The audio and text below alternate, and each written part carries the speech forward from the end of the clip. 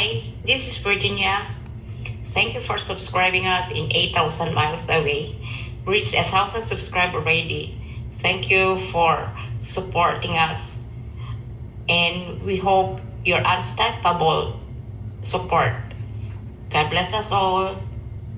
Peace.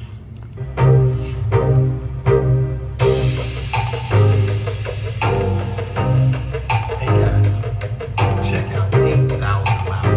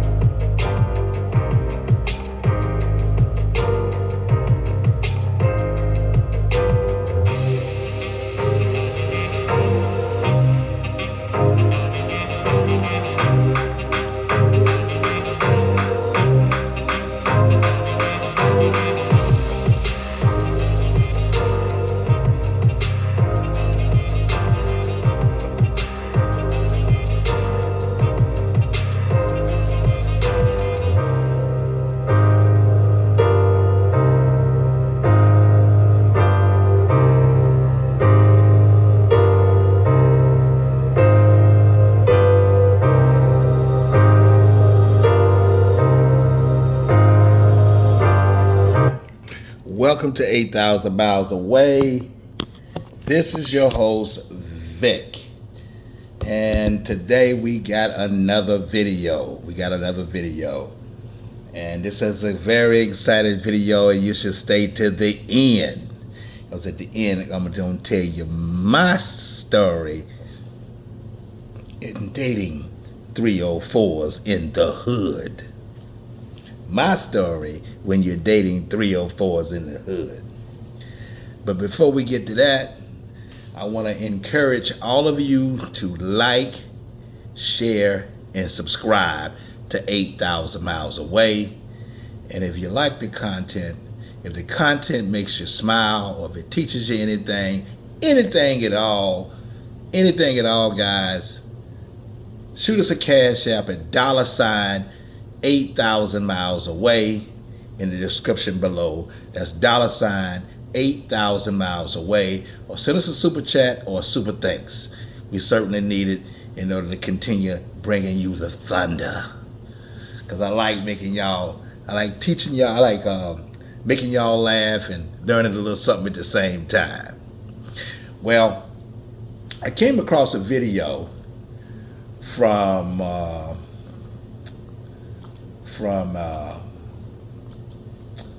JR's Wisdom, who was a popular YouTuber, and I'm going to do a reaction video to his video, and I thought it was pretty funny, but at the same time, it's just going to teach y'all that guys, that be careful where you go and who you meet, and do your homework.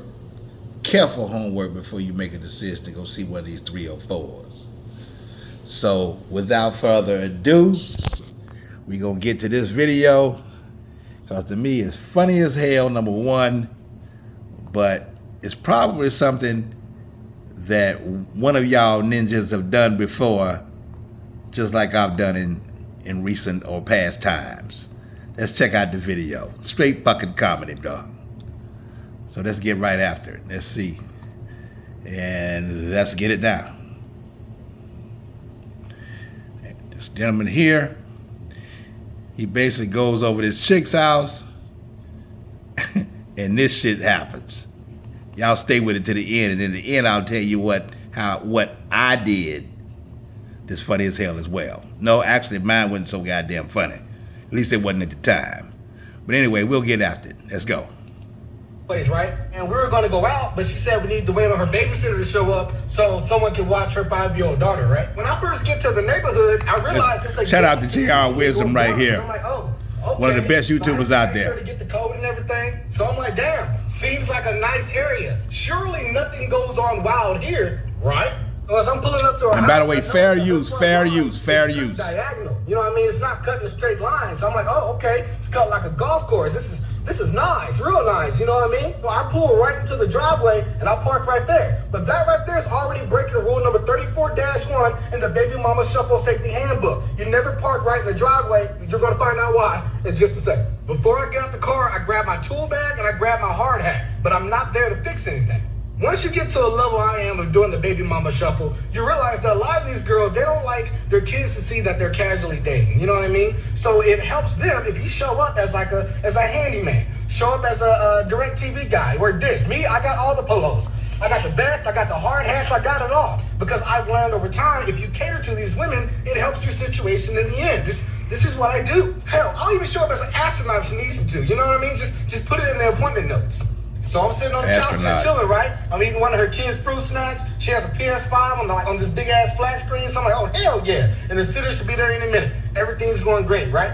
Then out of nowhere, I hear boom, boom, boom, boom, boom. Sound like LAPD at the front door. He jumps up and looks at me like I was suspected company. Like, nah, girl, this your house. Who the hell is that? And I wasn't really scared until she got up and she went to the door and she looked through the window thing on the right side. And when she turned around, the face she had looking at me looked like pure fear. Like she shouldn't have been there either. I'm like, whoa, like what's going on? She's like, you need to get up, get your stuff. You need to go to the pantry right now. I'm like, the pantry? She's like, get up, get your stuff, and go hide in the pantry. So I wasn't gonna let her say it 3 times. So I got up, I got all my stuff, and I go hide in the kitchen pantry. And I was sitting there next to a box of Ritz. I remember specifically. So while I was sitting in that pantry, I didn't know what was going on, right? But later I found out, like just to add information in right now, that her babysitter had to cancel. But she called her ex-husband instead of calling her because she had like no clue that they were even going through a split, right? So he showed up to pick up the kids, but he saw my car in the driveway. You know what I mean? That's why there's rules to this. You always park across the street, you park down the road, you never park in the driveway. That's how you get yourself hurt. So I'm sitting in this pantry, I'm hugging my little tool bag and my hard hat, and I'm like trying like to breathe like real quiet.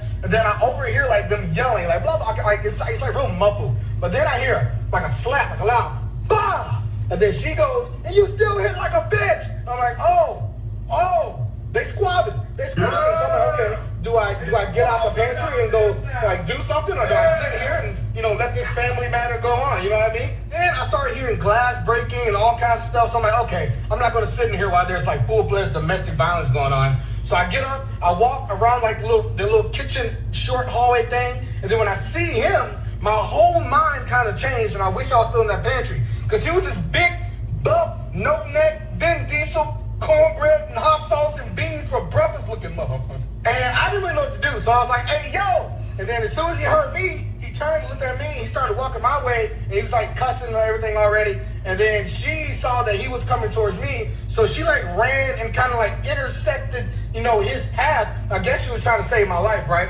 But as soon as like she got in front of me, he picked her up like a toddler, like underneath the armpits. He picked her up and chunked her. I'm talking like almost 10 feet into the couch, and the couch like flipped over. So I'm like, okay. And then when my adrenaline's pumping and I'm mad, I start to sound like my mom for no reason. So I was like, hey, so what you're not gonna do is just throw people. But before I can get the word around out of my mouth, I'm up off the ground, you know what I mean? And he throws me, and I remember I did one half spin, and I saw like the kitchen, and then I was on the dining table, and then I hit this little dog cage, and then I hit the tile floor, and I thought I was dead, and I kind of laid there, and I'm not gonna lie, I knew I wasn't dead, but I played dead because I didn't want no more of what that got going on. That was a family matter. I shouldn't even say anything. And part of me was trying to make myself feel better for laying there acting dead, you know what I mean? Because I was like, you know what? He threw her into a couch. You know what I mean? He threw me into a dining room table. So he still loves her, you know what I'm saying? She got thrown into a couch. So let me just lay here, because he didn't ask me who I was. He didn't say, what are you doing here? He immediately picked me up and threw me. He didn't want to have no conversations with me, so I was just going to lay there and chill out. So eventually she started yelling, I called the cops are on the way. And then the cops did show up, but he was already gone by then. So when the cops showed up, of course, they asked me questions, they asked her questions. I told the cops I got a few punches in, which was a bold-faced lie. I did not get one punch in. Bro, words to the... I'm going to stop it right there. I'm going to stop it right there from JR. That's some funny shit there. That's some funny shit.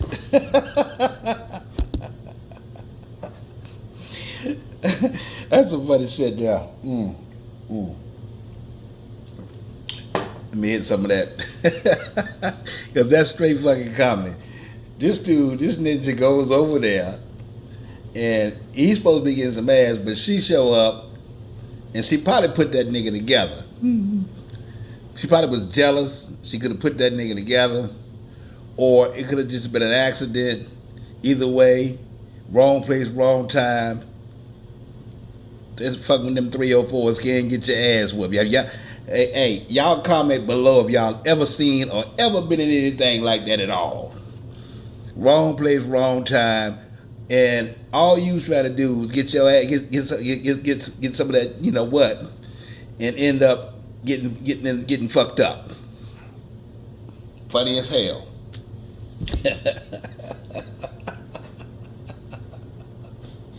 Funny as hell, I tell you, that's funny as hell. Tell you, my situation, man, it was a whole lot different than that. But it was fucked up. It was probably worse than that, for that matter.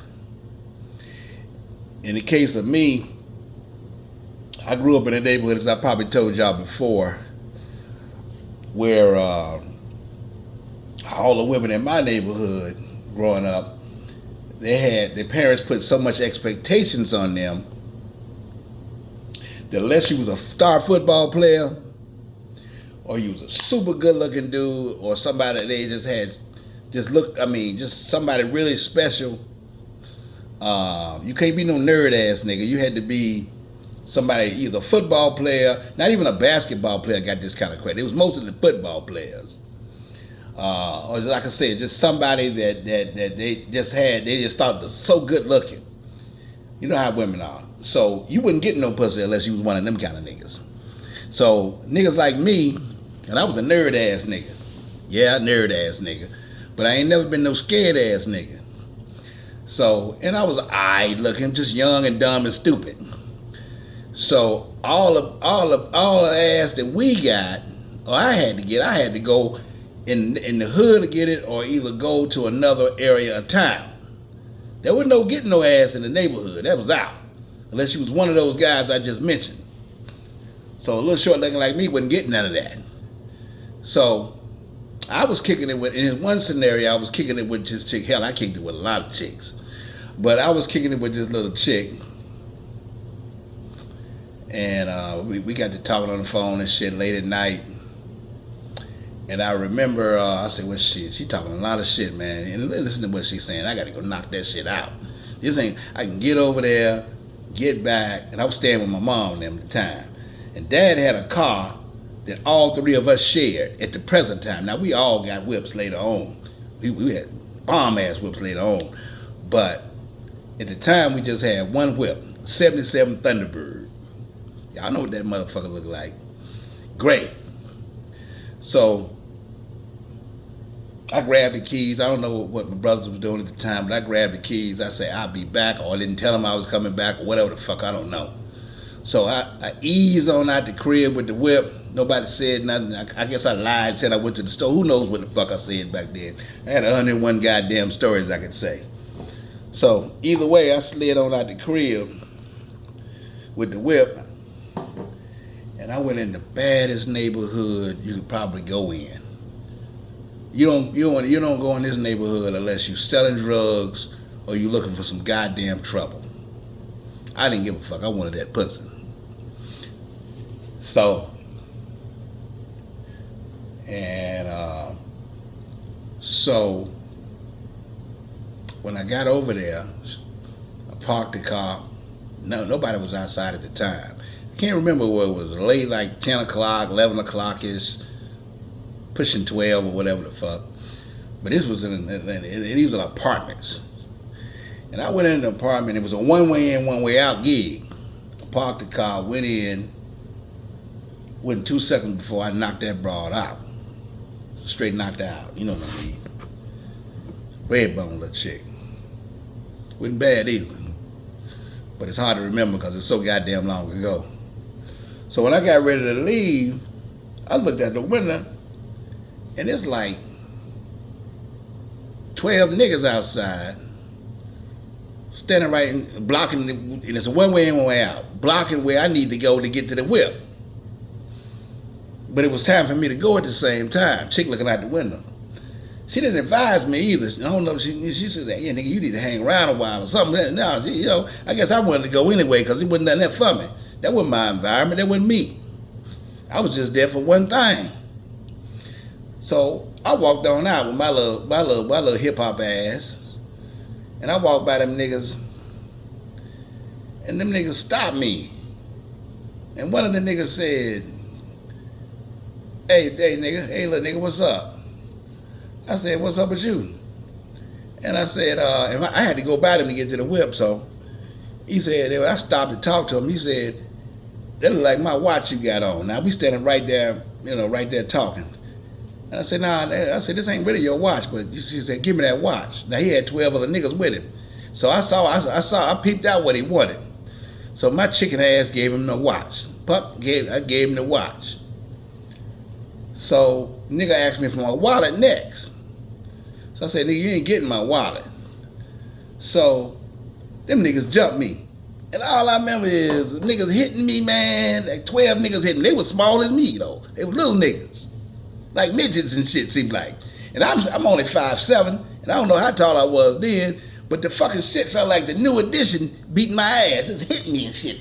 Like, me, just hitting my ass like the new edition. They just hitting me, and then when you scared, you ain't feeling shit. Hitting it, everybody's just hitting and shit. Nobody, I ain't even feeling them licks. 12 niggas whooping ass. It might have been 10, but it felt like 12. So I runs to the car, cranks up, but again, it's a one-way out, one-way in. And I'm trying to do a 3-point turn to get the fuck out of there. And that one nigga walks up to the car and tells me, and tell me, roll the window down, nigga. And I couldn't get out of that little 3-point turn shit. So this nigga pulls a gun out in front of the window and he said, yeah, motherfucker, roll the window down. And back then, that guns, man, I ain't nigga to tell the truth. 2 things scared me, the gun and drugs. That's the 2 things that always scared me. So I got out the car, I rolled the window down, or Gibbs said, I tell you about, before I rolled the window, I said, no, this is how it happened. I told the nigga that I said, I ain't rolling the window down. So the nigga hit me with the gun, and then I rolled the window, after I rolled the window down, I said, get out the car. Then the nigga hit me with a gun. Trying to remember how that all went down. Then so I gets out of the car, and me and that nigga start squabbling. Straight up, getting it in. And this nigga pulls out the little ragged ass gun and shoots me. And I don't know how it happened, but I got back in the car, pulled off and left that nigga sitting there, went back home, left that shit sitting there. So I had to tell my mom because it was like my leg, I was shot. So when I got back to the house, I told my parents what was up. I don't know what kind of story I told them. I forget the story I told them. But the bullet went through the leg and went out the back leg. So it was like a flesh wound shit, I don't know, whatever. The doctor said you lucky and all that. He could have hit a main artery, this, that, and the third. But the police, one thing about the police, they know where these niggas at all the time. So they went over there and that nigga got arrested. Probably didn't stay in no jail no more than a weekend or a week. I don't know, whatever it was, but it did tell me he got arrested. And time went on by and that was over with.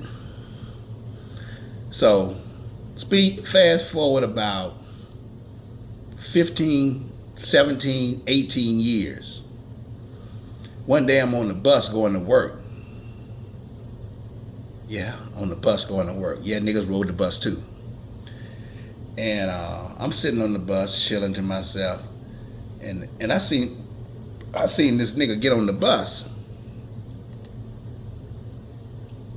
I didn't recognize him at first. Then I took a second glance. I said, I know this who ain't the fuck I think it is. Let me make sure this is who it is. And I don't know where I'm dressed or where I'm going or whatever. I couldn't remember where I was going to work or whatever. But I seen this nigga on the bus. And I said, I think that's that nigga. I won't say no names right now. But I said, I think that's that nigga. In fact, I knew that was that nigga. So I walked up to this nigga and I said, nigga, you know, I know you know me. I said it again. He didn't say a word. He was quiet as a fucking church mouse. I said, nigga, I know you know who this is. How about this nigga jumps up, pulls the cord on the bus. The bus man stops. And this nigga jumps out of the goddamn back seat of the, bus has the, one you get in, and then the side door in the back. He popped out of the bus and ran off, jumped off like that. And I said, God damn. Well, I never saw the nigga again up to this day. But I believe that I don't know what would have happened. I swear I believe I was ready to whoop that mother. I'd ready to get into that motherfucker's ass. But at the time I felt like that. I had to let that nigga know. I had to let that nigga know. But I guess the point is, all in all, he got off. It's all good. I'm sort of glad that never went down. But the point is, guys, know where you're going, know who you're dating. Do your research, just like we do research when we're ready to go overseas. Do your research, know who you're dating, know what you're doing, and try your best not to mess with a 304 or a neighborhood where it's fucked up, because you can get motherfucking unalive that way. Just food for thought. I was just blessed and lucky. But anyway, that's the video for today. And again, like, share, subscribe to 8,000 miles away. And again, if you like the content, if the content is interesting to you, if you learned something, if you smiled, anything at all, send us a cash app at $ 8,000 miles away, or a super chat, or a super thanks. Holler at y'all later. Y'all have a good week. And we in peace. We love ya.